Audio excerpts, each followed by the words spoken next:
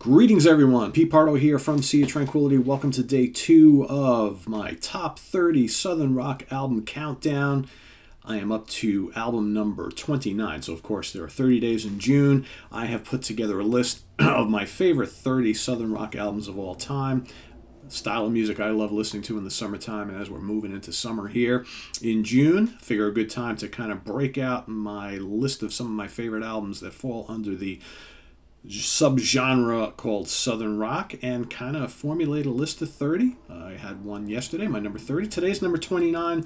This particular album and this band mean a lot to me, and they, they're from the South. Two of the guys in the band at the time played in one of the most legendary Southern Rock bands of all time.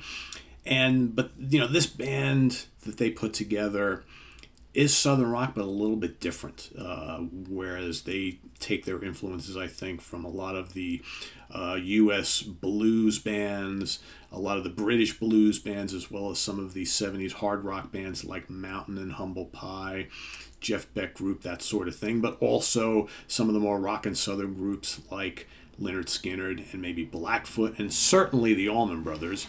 I'm talking about Government Mule, their second album released February 24th, 1998 for Capricorn Records, produced by Michael Barbiero, called Dose. Dose, I guess, number 2, right? So it follows their very great debut, which, I love a lot. Hint, hint. In the band at the time, we've got Warren Haynes on vocals and guitars, Matt Apst on drums and percussion, Alan Woody on bass and mandolin, and you had producer Michael Barbiero, who participated in a little percussion and things like that, but for the most part, you just get those three guys. This is the original trio. This follows up their stellar debut, and it's an equally stellar album, in my opinion. Pretty damn good. Chock full of great material. It's a pretty long album, right? Got quite a few tracks on here. 11 to be exact, and pushing the boundaries of the CD, because Government Mule don't actually write short songs, especially not back in the day. But this is a pretty hard rock and Southern Rock album. It does have a lot of the elements that you would expect in this style of music. Blind Man in the Dark is the opening kickoff track. Really great song. It's rocking, it's bluesy, it's heavy. I mean, this album is very bluesy. A lot of blues on here, some absolutely scorching lead guitar work from Warren Haynes, whether he's just playing, mostly playing on a Gibson Les Paul back in the early days here. Even when he breaks out the slide, there's some ripping slide guitar work on this album. Also a great vocalist. Gotta say that. I mean, I've long been championing the stellar musical skills of Warren Haynes as a guitar player and a vocalist and a songwriter. I mean, the guy, one of the hardest working guys in rock and roll, and he is just an incredible talent. So thankful that Dickie Betts kind of found him back in the late 80s and brought him into the Allmans, and he's had a great career since. But Blind Man in the Dark, terrific song.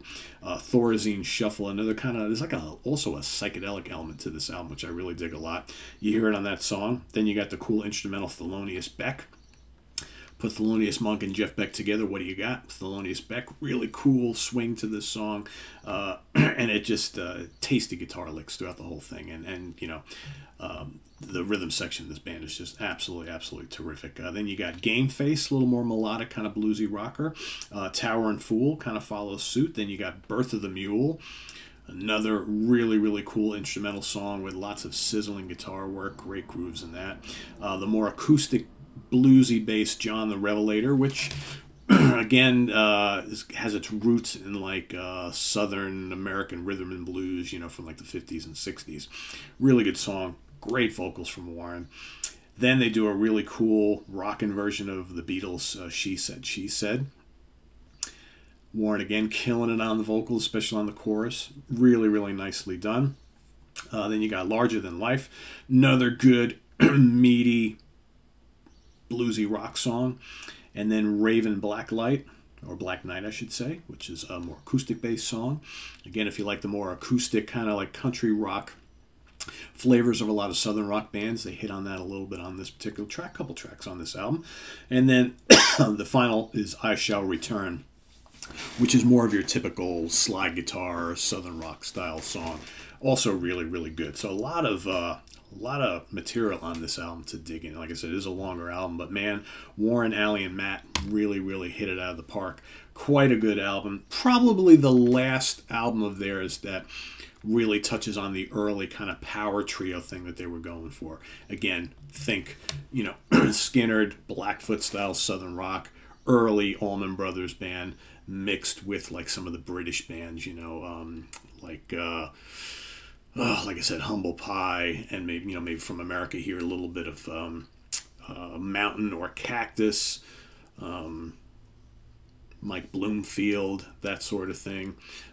Some of the heavier British blues bands of the time, like maybe 10 years after Chicken Shack, Fleetwood Mac, that sort of thing, you know. Great band, though. Great band. Definitely deserves to be mentioned here. And Dose is the name of the game. Government Mule, second album. I got a picture of the guys in the band. Let me take a look here. I don't think so, but I always kind of like the artwork of this one. It's just kind of like all over the place and off the wall. Yeah, I don't think there they are. There they are. The late Alan Woody, Matt Apst, and Warren Haynes, who still man the ship to this day. Just so I give you an idea of the song lengths here. So you got Blind Man in the Dark, 6:47, Thorazine Shuffle, 6:46, Thelonious Beck, 3:33, Game Face, 7:55, Towering Fool, 6:22, Birth of the Mule, 6:41. Birth of the Mule, they would always play live and just like stretch that shit out, right?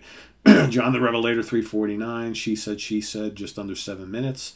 Larger Than Life, 5:13, Raven Black Knight, 5:29, and I Shall Return, 5:40. So a lot of music on here. Really good stuff. Really good stuff. Government Mule, Dose is my pick today for day number 29. Or, no, day number 2, pick number 29, as we march our way towards number 1 at the end of the month. So let us know what you think of Government Mule, Dose in the comments below, but also list your pick, your number 29 on your top 30 Southern rock albums of all time. And visit us on the web at www.seatranquility.org. We're on Facebook, we're on YouTube, all together, all the damn time. I am Pete Pardo. Stay tuned for my pick number 28 tomorrow, and more stuff coming up here on the channel, including the Monsters Den tonight. Tomorrow morning, Martin Popoff comes back for a little bit of fun in the Fun House. And then we've got Saturday, we've got the UK Connection. Sunday, album homework assignment, and we kickstart the work week on Monday with the Hudson Valley Squares, where we'll be talking about our favorite albums from 1973. That's Monday night on the Squares, so stay tuned for that. Please subscribe if you haven't already, and click on that notification bell. We also have the links below to our Ko-Fi page for channel donations and our merch page for all sorts of cool SOT-related stuff. So thanks for all that. I am Pete Pardo. We'll see you later. Bye-bye.